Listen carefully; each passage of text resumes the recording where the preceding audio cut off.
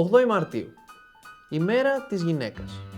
Για να μάθουμε την ιστορία της παγκόσμιας αυτής ημέρας, θα πρέπει να πάμε πίσω, στις αρχές του 20ου αιώνα, όταν το Σοσιαλιστικό Κόμμα της Αμερικής οργάνωσε στις 28 Φεβρουαρίου του 1909 την πρώτη Εθνική ημέρα της γυναίκας, για να τιμήσει τη δράση, αλλά και να κινητοποιήσει περαιτέρω το γυναικείο εργατικό κίνημα, το οποίο βρισκόταν σε μια περίοδο έντονων αγωνιστικών ζυμώσεων. Το γεγονός αυτό ενέπνευσε την Κλάρα Ζέτκιν, Γερμανίδα φεμινίστρια πολιτικό, η οποία στη συνάντηση της Σοσιαλιστικής Διεθνούς στην Κοπενχάγη το 1910 πρότεινε την καθιέρωση Παγκόσμιας ημέρας της γυναίκας. Η πρώτη έλαβε χώρα στις 19 Μαρτίου του 1911, εν ώψη της επετείου των 40 ετών από την Παρισινή Κομμούνα. Σχεδόν 1 εκατομμύριο άνθρωποι σε Αυστρία, Γερμανία, Δανία και Ελβετία διαδήλωσαν διεκδικώντας ίσα δικαιώματα για τις γυναίκες στην εργασία και τα δικαιώματα του εκλέγειν και του εκλέγεσθε. Το κίνημα όμως έφτασε και στη Ρωσία.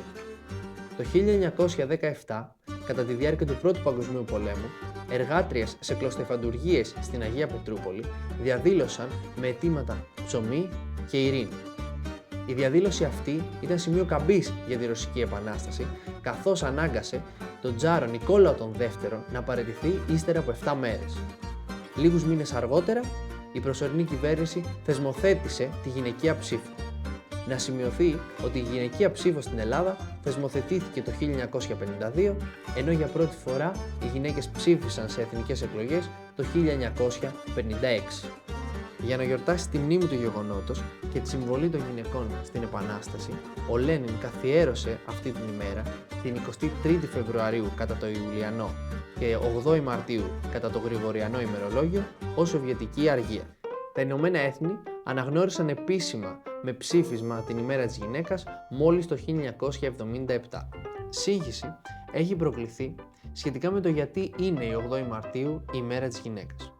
Αυτό έχει γίνει εξαιτίας μιας ιστορικής εκδοχής, κατά την οποία στις 8 Μαρτίου του 1857 οι εργάτριες σε κλωστεφαντουργίες της Νέας Υόρκης απήργησαν ζητώντας καλύτερες εργασιακές συνθήκες, υψηλότερους μισθούς και ίσα δικαιώματα. Οι ιστορικοί δεν έχουν καταφέρει να επιβεβαιώσουν το γεγονός και πολλοί το αμφισβητούν λόγω ελλείψεως ιστορικών ντοκουμέντων.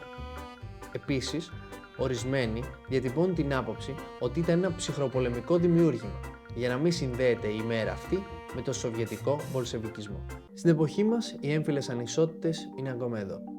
Στη ΣΥΠΑ το 2024 οι γυναίκες αμείφθηκαν το 85% της αμοιβής των ανδρών, ποσοστό αυξημένο κατά μόλις 5% σε σχέση με 20 χρόνια πριν. Ιδιαίτερο ενδιαφέρον παρουσιάζουν και οι διαφορές σε συνδυασμό με τις φυλετικές ομάδες. Το 2024, σε σύγκριση με τους λευκούς μη ισπανόφωνους άνδρες, οι γυναίκες αφροαμερικανικής καταγωγής πληρώθηκαν 65 λεπτά για κάθε δολάριο, ενώ οι ισπανόφωνες γυναίκες 58 λεπτά για κάθε δολάριο. Στην Ευρωπαϊκή Ένωση, το 2024, οι μεικτές ωριαίες αποδοχές των γυναικών ήταν κατά μέσο όρο 11,1% χαμηλότερες σε σχέση με εκείνες των ανδρών. Κατά την ίδια χρονιά, η μέση σύνταξη των γυναικών από 65 ετών και άνω ήταν κατά 24,5% χαμηλότερη σε σχέση με εκείνη των ανδρών. Μία στις 3 γυναίκες στην Ευρωπαϊκή Ένωση έχει υποστεί σεξουαλική παρενόχληση κατά τη διάρκεια του εργασιακού της βίου, ενώ το 18% αναφέρει ότι έχει συμβεί παραπάνω από μία φορές. Σύμφωνα με τα στατιστικά των Ηνωμένων Εθνών, οι γυναίκες αμείβονται 77 λεπτά για κάθε δολάριο που κερδίζουν οι άντρες. Μόνο το 28% των εργαζομένων γυναικών παγκοσμίως απολαμβάνουν άδεια μητρότητος μεταποδοχών. Το 54% των χωρών δεν διαθέτουν νομικό ορισμό με βάση τη συνένεση για το έγκλημα του βιασμού. Το 44% των χωρών δεν έχουν νομοθεσία που να εξασφαλίζει ίσο μισθό για εργασία ίσης αξίας. 3 στις 4 χώρες επιτρέπουν ακόμα τον γάμο μεταξύ παιδιών, ενώ η Παγκόσμια Τράπεζα αναφέρει ότι οι γυναίκες διαθέτουν το 67% των δικαιωμάτων των ανδρών. Και όλα αυτά έναν αιώνα και πλέον από την πρώτη Παγκόσμια ημέρα των γυναικών.